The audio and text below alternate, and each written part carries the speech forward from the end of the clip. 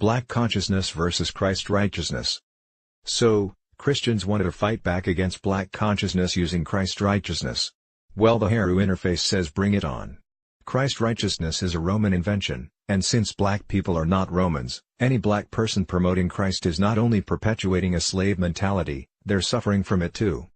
I will say this over and over again, only smart people are able to create their own motivations in life. The Europeans created Christianity, the Arabs created Islam, the Hebrews created Judaism, the Indians created Hinduism, the Asians created Buddhism, and Africans created what? Does the fact that we haven't created a major religion mean that we are dumb? No, it simply means that although we're still spiritual, we just haven't found the truth of our existence yet.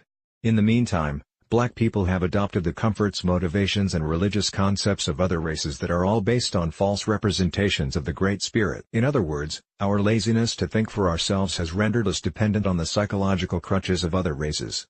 Our people are waking up and many of us are turning to Egyptian mythology, but while it holds much wisdom, it has many faults. Time is not linear or circular, it is spiral in nature. Therefore, we know that we cannot go back to the past, we can only learn from the past to build a better future. We know that the answer to understanding the Great Spirit lies in understanding our own minds. Thanks to Professor Momo of the Dogon University of Thought, our vision of reality has become much clearer. We do not discount the value of religion because unlike some within the black conscious community, we know that in the absence of real knowledge, religion is humanity's greatest attempt at a conscientious existence. We see how humanity has compiled the morals they have attained through their conscience and put them into the hands of a neutral third-party entity, a god. Religion encourages people to use their conscience to control their desires. Without conscience, humans fall victim to their desires and develop ideologies to defend their unnatural perversions. We recognize the fact that human cognition needs an operating system to provide comfort, meaning, and purpose. Therefore, we have created our own operating system, the Heru interface. It is not a religion or cult, it is a way of life and an answer to our spiritual deficiency. Most of all, it recognizes and respects the entities that control reality without worshipping them. Those entities are the Great Spirit, life, ghosts, lesser spirits, gods, and devils. Heru interface and Dogon spirituality has heard all the excuses that black people come up with for maintaining their mental slavery. Jesus was black, the original Jews were black, Ethiopia is the true home of Christianity, not Rome. It all fails because we know that Christianity was started by the Romans who adopted Hebrew religious beliefs and combined them with the teachings of Jesus. 60 years after Jesus was crucified, the Roman general Saul created the excuse to adopt a religion they couldn't defeat by claiming to experience a divine intervention while traveling to Damascus. He then used his influential position to coalesce people who were now hailing Jesus as a prophet, into a single movement while calling themselves Christians.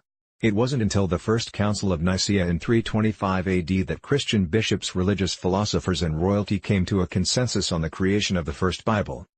Jesus was not black, therefore the chosen people of Judaism could not have been Ethiopian. Jesus was a descendant of the same people your God was talking to when he asked the question, "Can the Ethiopian change his skin?" Your God was speaking to someone other than black, scolding them for doing wickedness when that was not their true nature. But now you say, hold up, the book of Jeremiah where this phrase is from was way before Jesus. Fail again. The Romans said that Jesus said, "I came to my own people but they didn't accept my message, therefore I give permission to all people who believe my message, to enter heaven." That also proves that Jesus was a Hebrew, not an Ethiopian. But anyway, enough Bible logic. Let's get into the real reason why black people refuse to let go of religious mental slavery. The number one reason is that everyone is born with empty minds. As part of the life entity, our instinctual desires and fears forces us to form bonds with the people around us. If those people are leading us wrong, there's no way to know unless our conscience was also nurtured and developed to balance or override our desires. Conscience is also an instinct that first shows up when we begin to notice inequities. Another child has a better toy, or a more enticing piece of candy, for instance. Inequities are the tools of the life entity. What is the life entity? Well, if you can believe in gods and devils, then you can also believe that life is a single conscious entity. The Heru interface recognizes that the creative force behind the universe is the Great Spirit, which is a mind. Just like our own minds, its consistency is abstract pure energy. The Great Spirit created life, and through life it created humans. Humans first existed in one accord with the rest of life, but as life became more self-aware, life began to pursue attaining universal awareness.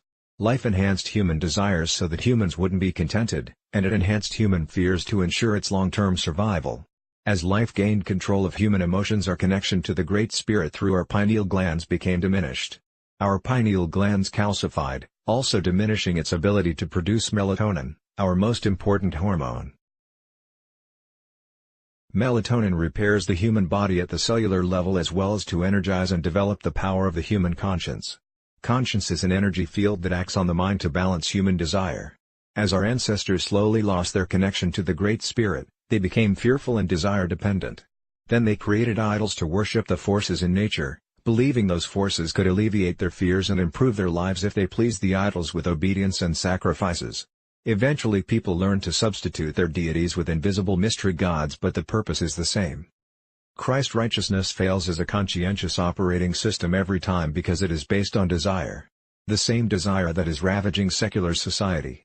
You want to live in physical form forever, you are addicted to happiness, and you covet favor for doing good. All throughout your Bible it speaks of drinking wine, admiring beauty and acquiring riches. Your heaven promises no night with streets made of gold and inexhaustible amounts of milk and honey. The real reason why black people persist in religious metal slavery is because in the absence of true spirituality, it caters to their deepest desires.